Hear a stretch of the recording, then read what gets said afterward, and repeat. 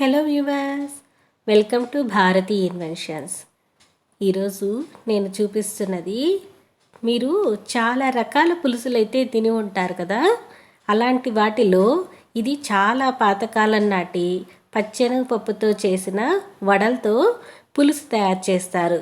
ఇది మీలో ఎంతమందికి తెలుసు ఇలా వడల పులుసు తయారు చేసుకుంటారని? చాలా టేస్టీగా ఉంటుంది కదా, చాలా బాగుంటుంది. ఈ వడల పులుసు అనేది ఆంధ్ర సైడ్ వాళ్ళు, నెల్లూరు వాళ్ళు ఎక్కువ తయారు చేసుకుంటారు. చాలా కమ్మగా, చాలా టేస్టీగా ఉంటుంది. ఫస్ట్ పచ్చెనగపప్పుని నానబెట్టుకొని ఇది వడల్లా తయారు చేసుకోవాలి.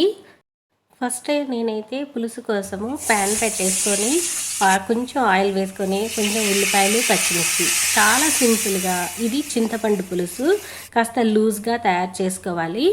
ఇందులోనే పసుపు, కారము, అలాగే ఉప్పు, టేస్ట్ సరిపడినంత ఉప్పు వేసుకొని పులుసుని బాగా తెల్లనివ్వాలన్నమాట. మూత పెట్టేసుకొని పులుసుని బాగా ఉడకనివ్వాలి. చూసారా, ఇలా ఉడుకుతుంది కదా. ఇలా ఉడుకుతుంటే మంచి సువాసన వస్తూ ఉంటుంది.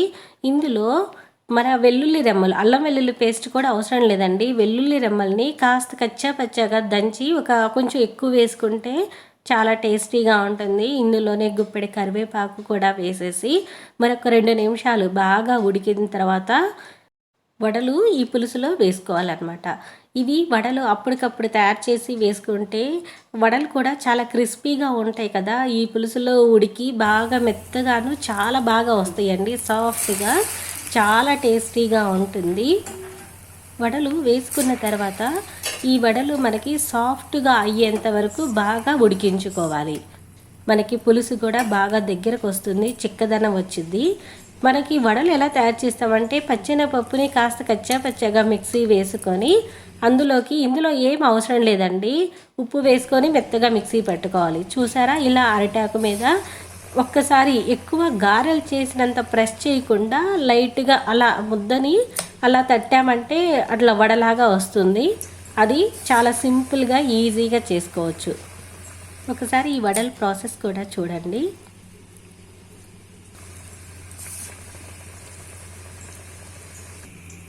చూడండి, పులుసు కూడా బాగా ఉడికి వడలు కూడా కాస్త మెత్తబడినాయి కదా. కొంచెం పులుసు చిక్కదనం రాలేదు, ఇంకా కొంచెం చిక్కదనం వచ్చేంత వరకు బాగా ఉడికించుకోవాలి.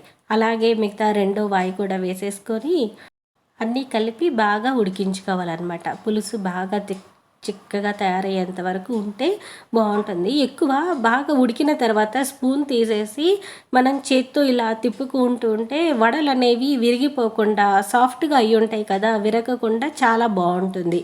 చూసారా, పులుసు అనేది ఇలా చిక్కగా ఉంటే పులుసు చాలా టేస్టీగా ఉంటుంది. ఈ పులుసు ఆ రోజు కంటే మరుసటి రోజుకైతే ఇంకా చాలా బాగుంటుంది.